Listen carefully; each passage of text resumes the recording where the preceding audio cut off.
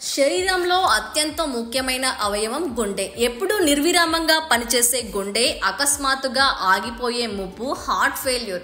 వెంటనే తగిన చికిత్స అందకుంటే ప్రాణం దక్కదు. అయితే అన్ని చోట్ల దీనికి సరైన వైద్య సదుపాయాలు ఉండవు.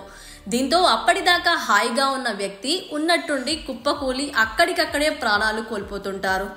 ఈ ముప్పును ముందే గుర్తించగలిగితే ఎన్నో ప్రాణాలను కాపాడవచ్చని శాస్త్రవేత్తలు చాలా కాలంగా పరిశోధనలు చేస్తున్నారు.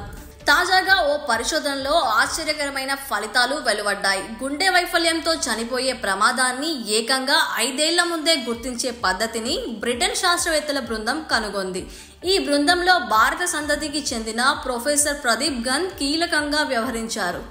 రక్తాన్ని పంపు చేసే శక్తి తగ్గినప్పుడు గుండెపై ఒత్తిడి పెరుగుతోంది. దీనిని తట్టుకోవడానికి గుండె కండరాల్లోని నాడులు NPY ప్రోటీన్ను రిలీజ్ చేస్తాయని ప్రొఫెసర్ ప్రదీప్ చెప్పారు. దీనివల్ల గుండె లయ తప్పడంతో పాటు రక్తనాళాలు కుచించుకుపోయి హార్ట్ ఫెయిల్యూర్తో మరణించే ప్రమాదం పెరుగుతుందన్నారు. రక్త పరీక్షతో NPY ప్రోటీన్ లెవెల్స్ ను గుర్తిస్తే హార్ట్ ఫెయిల్యూర్ ముప్పును నివారించే అవకాశం ఉందని చెప్పారు. ఈ పరిశోధనకు సంబంధించిన వివరాలను గ్లాస్గో వర్సిటీ ప్రొఫెసర్ ప్రదీప్ తాజాగా వెల్లడించారు. రక్తంలో ఓ ప్రోటీన్ స్థాయిలను బట్టి హార్ట్ ఫెయిల్యూర్ ముప్పు ఎంత ఉందని తెలుసుకోవచ్చని చెప్పారు. University of Oxford, university of గ్లాస్గోలకు చెందిన పరిశోధకుల బృందం సంయుక్తంగా 800 మంది వాలంటీర్లపై 10 ఏళ్ల పాటు ఈ స్టడీ నిర్వహించింది.